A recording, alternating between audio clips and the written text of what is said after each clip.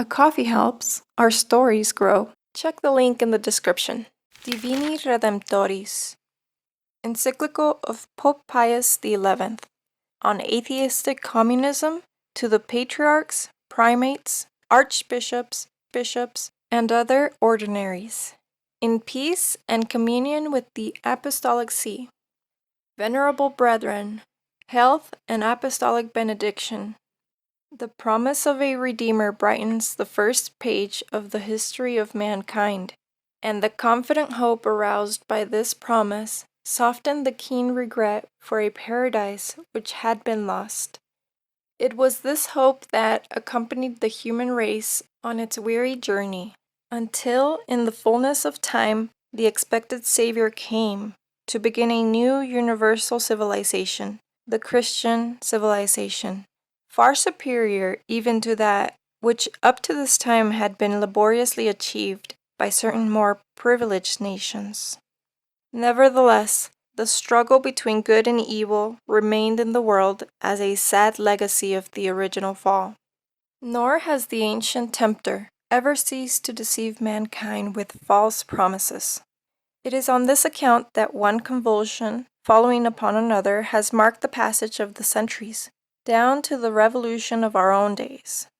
This modern revolution, it may be said, has actually broken out or threatens everywhere, and it exceeds in amplitude and violence anything yet experienced in the preceding persecutions launched against the Church. Entire peoples find themselves in danger of falling back into a barbarism worse than that which oppressed the greater part of the world at the coming of the Redeemer. This all too imminent danger, venerable brethren, as you have already surmised, is Bolshevistic and atheistic communism, which aims at upsetting the social order and at undermining the very foundations of Christian civilization. In the face of such a threat, the Catholic Church could not and does not remain silent. This Apostolic See, above all, has not refrained from raising its voice, for it knows that its proper and social mission is to defend truth, justice, and all those eternal values which communism ignores or attacks. Ever since the days when groups of intellectuals were formed in an arrogant attempt to free civilization from the bonds of morality and religion, our predecessors overtly and explicitly drew the attention of the world to the consequences of the dechristianization of human society. With reference to communism, our venerable predecessor Pius IX, of holy memory, as early as 1846, pronounced a solemn condemnation, which he confirmed in the words of the syllabus directed against that infamous doctrine of so-called communism, which is absolutely contrary to the natural law itself, and if once adopted would utterly destroy the rights, property, and possessions of all men, and even society itself. Later on, another of our predecessors, the immortal Leo XIII, in his encyclical Quod Apostolici Muneris, defined communism as the fatal plague which insinuates itself into the very marrow of human society only to bring about its ruin. With clear intuition, he pointed out that the atheistic movements existing among the masses of the machine age had their origin in that school of philosophy which for centuries had sought to divorce science from the life of the faith and of the Church. During our pontificate, we too have frequently and with urgent insistence denounced the current trend to atheism, which is alarmingly on the increase. In 1924, when our relief mission returned from the Soviet Union, we condemned communism in a special allocution, which we addressed to the whole world. In our encyclicals Miserentissimus Redemptor, Quadragesimo Anno, Caritate Christi, Acerba Animi, Dilectissima Nobis, we raised a solemn protest against the persecutions unleashed in Russia, in Mexico, and now in Spain.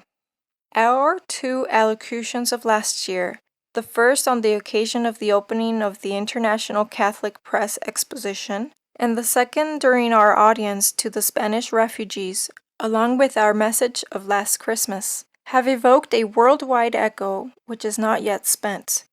In fact, the most persistent enemies of the Church, who from Moscow are directing the struggle against Christian civilization, themselves bear witness by their unceasing attacks in word and act that even to this hour the papacy has continued faithfully to protect the sanctuary of the Christian religion, and that it has called public attention to the perils of communism more frequently and more effectively than any other public authority on earth.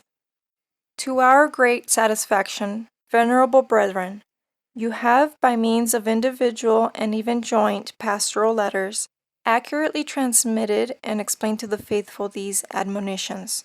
Yet, despite our frequent and paternal warning, the peril only grows greater from day to day because of the pressure exerted by clever agitators. Therefore, we believe it to be our duty to raise our voice once more, in a still more solemn missive, in accord with the tradition of this apostolic see, the teacher of truth, and in accord with the desire of the whole Catholic world, which makes the appearance of such a document but natural. We trust that the echo of our voice will reach every mind free from prejudice and every heart sincerely desirous of the good of mankind. We wish this the more because our words are now receiving sorry confirmation from the spectacle of the bitter fruits of subversive ideas, which we foresaw and foretold, and which are in fact multiplying fearfully in the countries already stricken, or threatening every other country of the world. Hence, we wish to expose once more, in a brief synthesis, the principles of atheistic communism, as they are manifested chiefly in Bolshevism. We wish also to indicate this method of action and to contrast with its false principles the clear doctrine of the Church, in order to inculcate anew, and with greater insistence, the means by which the Christian civilization, the true civitas humana, can be saved from the satanic scourge, and not merely saved, but better developed for the well-being of human society. Join my mailing list for personal extras and honest notes. Happy to have you along. Info in the description. Thanks for being part of this audiobook journey. Upgrade to the premium ad-free editions. Plus, you'll be funding the next audiobook. It's a small one-time purchase, and the link is right below. Don't wait, grab them now and hear the difference.